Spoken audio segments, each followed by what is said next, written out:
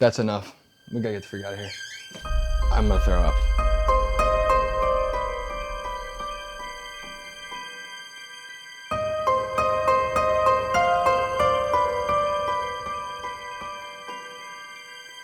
All right, guys, so we're at a new house that we're under contract on. We're gonna be purchasing. It is here in Daytona Beach. And when I tell you this is top 3, and I've seen some houses, this is top 3 worst smelling houses of my life. Bar none. Joel's got his mask on because I warned him. I'm like, dude, listen. I'm like, you can't come in here without it. So I've been airing it out a little bit. It's way better than what it was. And it was one of those things where straight up, I was having a conversation with the lady, she was in there. And I was trying to be so serious. I was being so serious. And I literally, I went to throw up. And so it was that bad. There was like food and stuff like that. So I wanna give you a rundown. We're gonna go inside. It's a 2-1, nothing crazy. A 2-1 block home here in Daytona Beach. One on the same street down in the corner, sold for $215. I'll kind of give you a rundown of what this looks like and what we have to do for it. So come on inside. All right, I'm gonna try my best. Yes, bro. Oh my God. Woo-hoo-hoo. All right. It gets worse if you look at the stuff, but you come in here and you got a kitchen, bro. You got a kitchen here, and you got like an old timer oven, a fridge, which we dare not open. I'll be so honest. It's mustard gas is in there. It leads to like a little laundry room into the garage. And then you come back over here. Dude, how do people live like this? We have a hoisin sauce, and we have ashes everywhere. We have just like food, like legit food. There's a hot and spicy noodle packet somewhere. You come back over here, we have a Rocky film, so that's cool. That's worth something. God, man. Oh, we can't go in there, bro. Cannot go in there. It's a bathroom over there, and then there's a room over here, which this one's not that bad. There's like perfume and stuff in here, which is nice. That's good. And then lastly, I mean, it's very simple. We have another room over here. God dang. I would say, oh, there's shoes. And then we have a nice motivational poster that says, "My story is just beginning." So this is a peach of a house. So I'll be so honest. We may have to go outside, bro. I just don't know. I don't know how people live like that. God bless her soul. You know, I get that people go through some stuff, but man, this is like I love this type of house, to be honest with you. Even though it smells terrible, I love it. Block home, super simple. Like we saw that and it looks way worse than it actually is. This is just cosmetics, to be honest. We will need a new roof. We will need to put some AC stuff in. It's on a long lot. Let's see if we can come over this way and show you. The lot is long, and so like there's a lot of options there. We'll probably need some new windows, but mind you, it's like 900 square feet. So realistically, what are we talking about here? Like, it's not that much. Come over this way. Side yard's clean, so that's nice. I mean, look at the size of the lot. Look at the back there. That's not bad. I mean, there's a lot of, I mean, look at the neighbors. You can like clean it out and actually make it look nice. So that's like what we're looking at here with what made me like motivated to want to buy it. I was like, honestly, this could be super, super nice, especially just because we look at that and we're like, oh, that's terrible. But like all things considered, structural wise is good. It needs some cosmetic things. And then that's about it. So this lady called us, she found us online, and she's living with her dad now because he has some medical issues. And so she just didn't want to deal with the house anymore. And so she's like, I told her, I'm like, listen, we're not gonna be the highest offer. If you want the most money, I'd fix it up and sell it with a realtor. She does not want to deal with it. And so we're buying it. We're buying it for $55,000. We're probably gonna put another 60-ish into it, I would say, probably 60. And then hopefully it'll be worth like low 2s. So that's the case. I may actually have a buddy or two that may want to buy it from me because there's still money to be made. So it's a really good deal. I'm excited about it. I'll show you a picture of the one down in the corner that kind of already sold at $215. It's the same exact house. So we just have a lot of landscaping to clean up. She did say like one of these trees fell on the roof at some point. I don't know when that was, but it doesn't even seem that bad. Oh, actually, I want to see if this is open.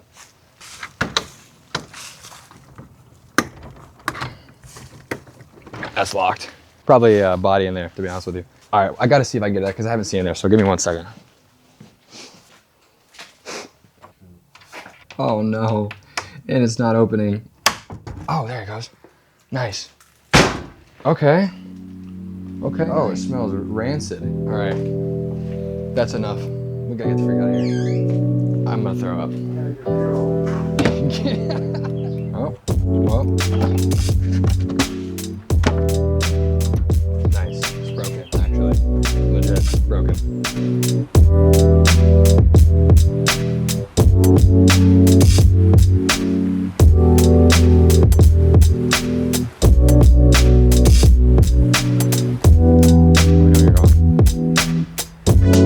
All right, guys, so we got another one here in Daytona that we are buying to flip.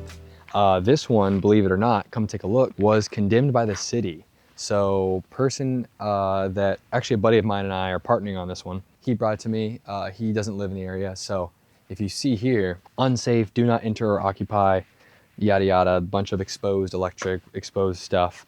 Person that had it went to jail, I believe, and then it got condemned. And so we're working with the city, we're buying it now. And I came to check on it because we're supposed to now be closing because they had to get some liens taken off, and we're finally getting to that point. So numbers wise, we're buying it for $115,000, and we're probably gonna have to end up putting like 50, around 50. So what's that, all in 165, and then ARV would be like mid twos, you know, maybe like around 250 or so. So hopefully it should be a pretty good deal. AC unit doesn't look terrible. Roof is a metal roof, so that shouldn't be bad. The outside, I believe it or not, is actually not that bad. But here's the crazy thing.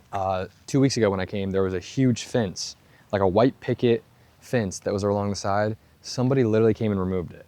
I have no clue who. There also back here was a truck. Also, if you see everything like wooded up, that's from like the city. So when the city condemns it, they make sure ain't nobody going in there.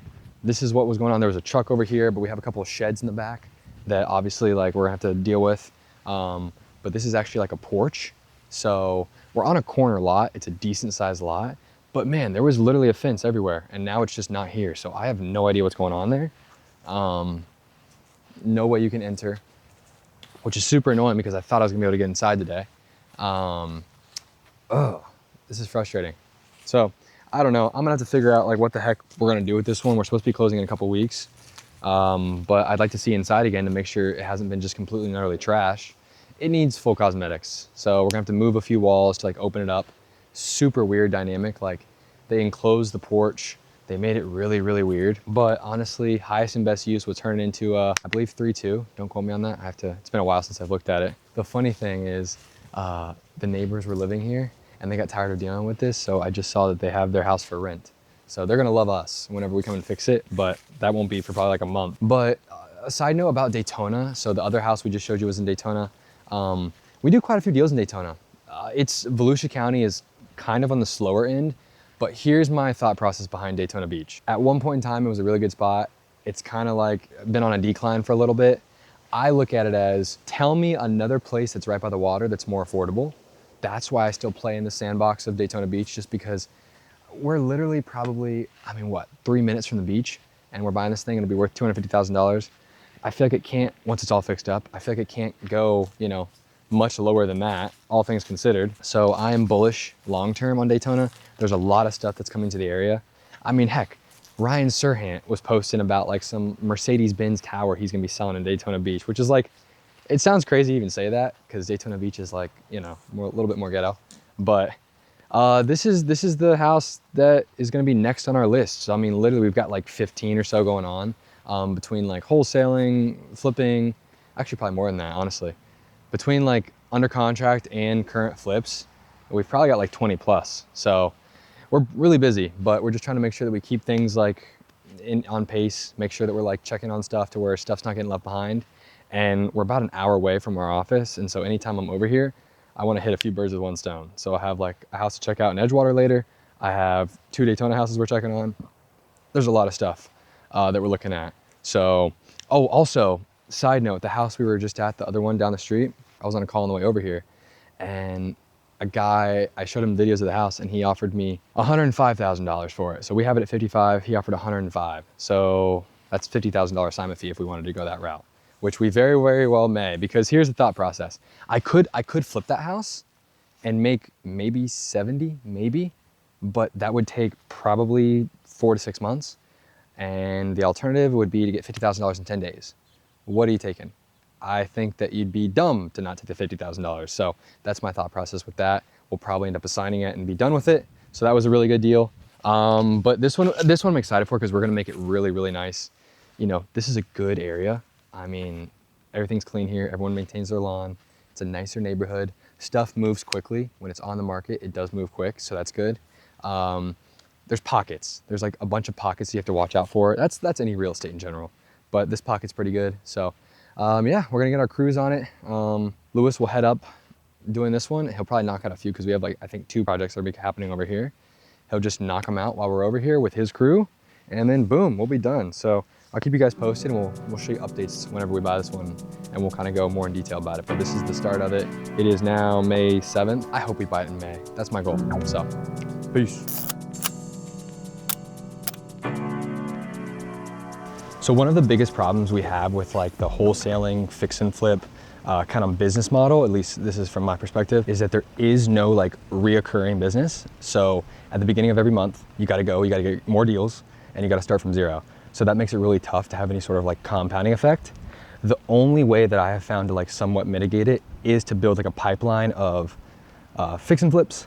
And then the biggest thing that we're gonna start adding, and what we're looking to add on starting this month to focus on, is relationship deals and people that specifically come into our team, which we're having 2 new hires. One's already been hired, and the next one will be probably in the next week or 2, to just talk to like realtors and talk to other agents or wholesalers or whoever the case may be to find more deals. The thing about that would be like, okay, cool, I make a relationship, they understand that we're real, legit.